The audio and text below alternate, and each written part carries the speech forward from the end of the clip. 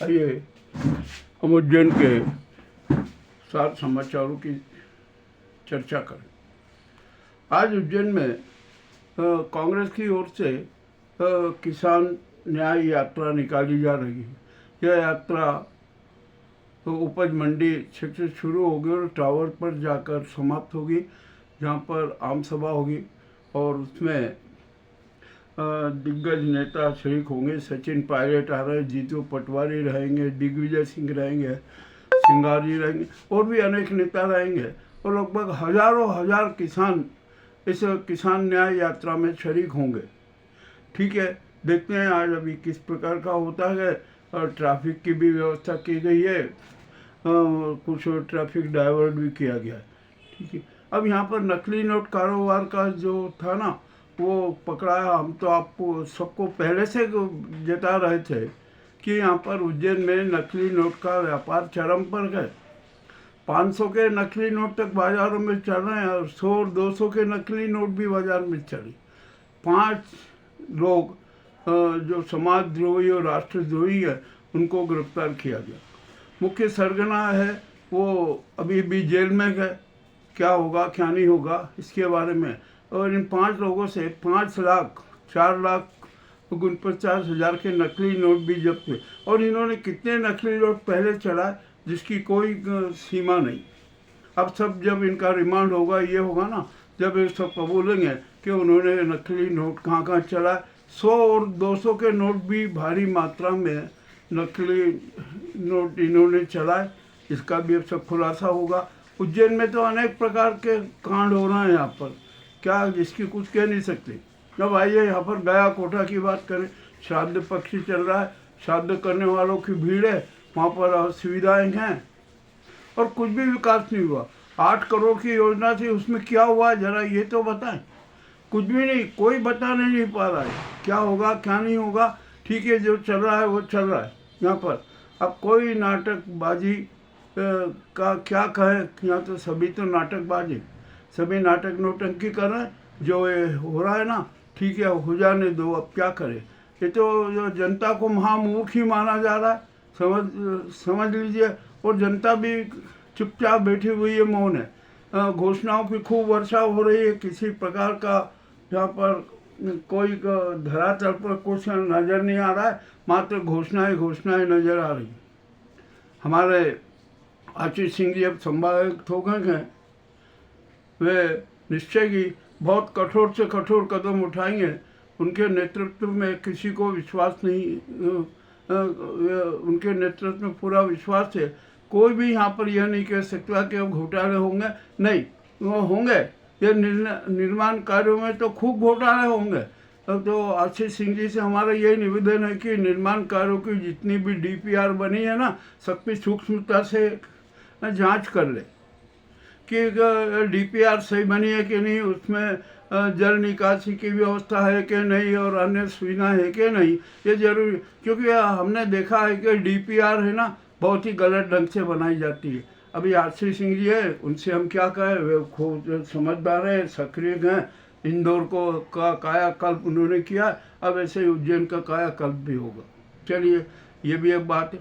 अब यहाँ पर प्रदूषण तो चरम पर है, वो तो कभी समाप्त होना ही नहीं है। जल, वायु और ध्वनि प्रदूषण चरम पर है और हमेशा रहेगा। क्योंकि यहाँ पर कोई भी, न जनता जागरूक है, न सरकार जागरूक है, न प्रशासन जागरूक है। इसलिए यहाँ पर अब प्रदूषण तो होता ही रहेगा, कोई वो दिक्कत नहीं। अब यहाँ पर सबसे बड़ा सवाल है कि यातायात की अराजकता चरम पर है।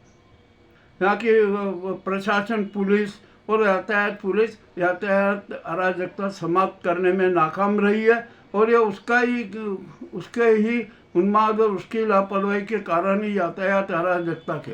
देखिए, जितने एकांगी मार्ग हैं उनका पालन नहीं हो रहा। व्यापारी जो है ना, वो दोनों तरफ उनके वाहन खड़े रहते हैं और बीच में सेंट्रल पार्किंग हो जाता है।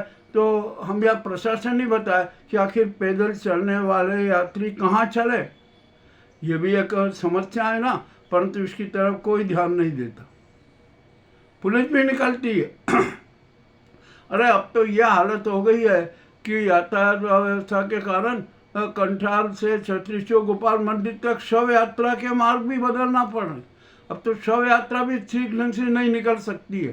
जो भी होता है अब क्या करें, किसको कहें, यहाँ कोई सुनने वाला नहीं, सब लापरवाही व्यक्ति। और ये नगर निगम तो है ना, ये तो नर्क निगम बना हुआ है। यहाँ पर सफाई व्यवस्था ध्वस्त है, गटरों में गटरे चौक है, दिन में मच्छर हो रहा है, रात में मच्छर हो रहा है, किसी प्रकार का यहाँ पर कोई सुव्यवस्था नहीं है, सफाई व्यवस्था ध्वस्त है, तो बीमारियाँ तो फैलेगी और इसके लिए दोषी नगर निगम भी होगा। अब आइए हम यहाँ पर बात करते हैं कि हमारी ये जो उज्जैन जिला प्रशासन है ना, इसको ध्यान देना की जरूरत है कि जिले में कितने सरकारी स्कूल जर्जर स्थिति में हैं, उनको सुधारना जरूरी है, उनका कायाकल्प जरूरी है, परंतु कुछ नहीं हो रहा है। माँ यहाँ पर घोषणाएं की जा रही है, अरे जरा सबसे पहले जर्जर स्कूलों की व्यवस्था सुधार दो ताकि कोई हादसा ना हो। और मान लीजिए जर्जर स्कूल नहीं सुधारे और यदि हादसा हो गया तो जवाबदार कौन रहेगा? अरे कुछ तो समझो, कुछ तो इंसानियत रखो प्रशासन कि यहाँ पर करे कि क्या करना है क्या नहीं करना है। बस यहाँ पर खाली चापलूसी का माहौल बना हुआ है और यहाँ पर भू माफियाओं की तो बात ही छोड़ दीजिए। माफिया सभी प्रकार के माफिया सक्रिय हैं, उन्मादित हैं, उन पर किसी प्रकार का कोई नियंत्रण नहीं कर सकता। यहाँ की पुलिस भी है ना नकारा है, क्योंकि वो तो माफियाओं के साथ जो जुड़ी हुई है। यहाँ पर हर एक माफियाओं का संबंध पुलिस वालों से जो या रंगदारी माफिया है, भू माफिया है, इनके सब पे जरा रिकॉर्ड तो देख लीजिए क्या है।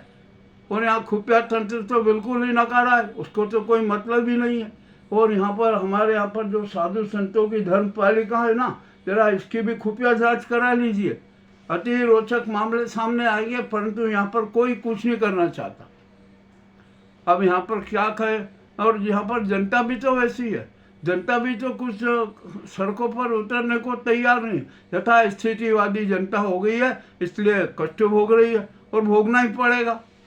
जब तक जनता सड़कों पर नहीं आएगी ना, तब तक कुछ भी सुधार नहीं होगा, ये भी तय है।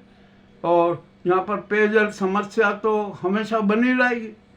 अभी जो नियमित जल प्रदान शुरू हो गया, गंभीर डैम जब की सांसें फूलने लगेगी तब यहाँ पर हुआ अरे टैंकर खरीदो, ये खरीदो, वो करो, भारी कमीशनबाजी करना है। किंतु एक जो सच्चा मार्ग है, एक जो सच्चा उपाय है कि जिसके कारण उज्जैन को 200 साल तक पेयजल समस्या का संकट नहीं आएगा, सामना नहीं करना पड़ेगा। गंभीर डैम का दूसरा चरण पूरा कर दीजिए।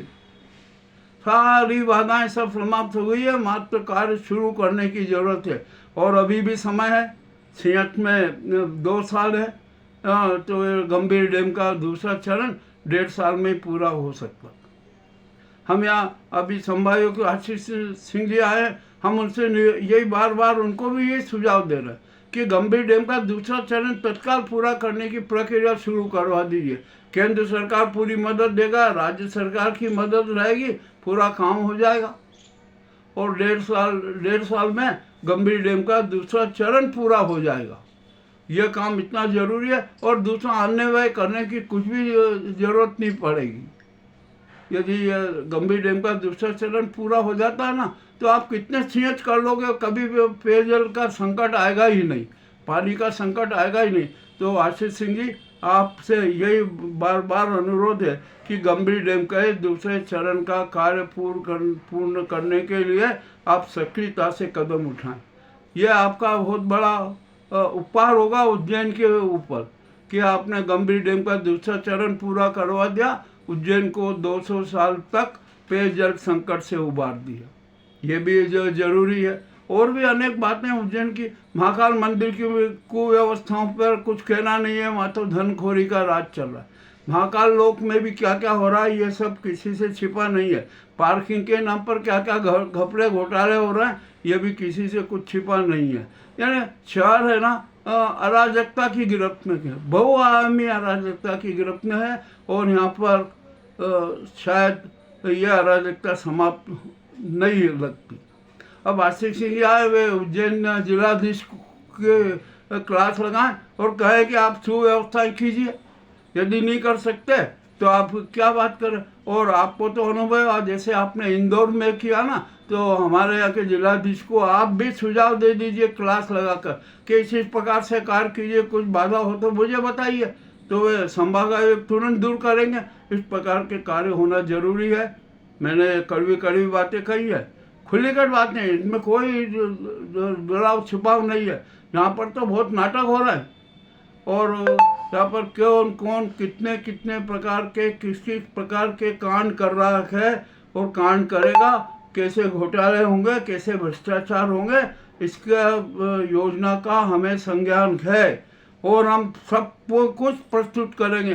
किसी से डरते नहीं है, न कोई बात छुपा के रखेंगे।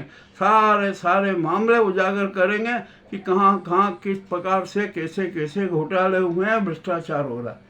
आइए अब आज अभी समय की मर्यादाओं को देखते हुए अभी उज्जैन के जो महत्वपूर्ण सार समाचार हमने प्रस्तुत किए हैं ना, जनता उस पर सोचे। और हम सब फिर ये कहते हैं, आप हमारे चैनल को है ना सब्सक्राइब मत कीजिए। हम ये नहीं कहते सब्सक्राइब कीजिए, लाइक कीजिए, नहीं, आप तो खाली समाचार देखते रहिए और भावनात्मक रूप से हमारे साथ जुड़े रहिए, अपने समाज देते रहिए। यही हमारे लिए वरदान है, यही भाव है। और क्षिप्रा की तो स्थिति आप छोड़ ही दीजिए, क्षिप्रा तो प्रवाहमान हो ही नहीं सकती, कभी नहीं हो सकती, ये भी हम दावे के साथ कह रहे हैं, क्योंकि उसका जो गोमुखी बंद है, और क्षिप्रा है कहाँ। और क्षिप्रा का अस्तित्व तो बताइए, जहाँ उद्गम स्थल से लेकर उज्जैन तक कहाँ है क्षिप्रा, आ ही नहीं रही है। सब जो पानी है, नालों का है पानी है, अरे वहाँ का उद्गम स्थल ही चौक है, वहाँ से पानी नहीं आ रहा, तो कहाँ है क्षिप्रा घाटी की क्या बात है। मामला बड़ा विचित्र है। जो भी है ये सच हमने सबके सामने प्रस्तुत कर दिया कि अब जनता को सोचना है कि उसे क्या करना है और क्या नहीं करना है। बहुत बहुत धन्यवाद।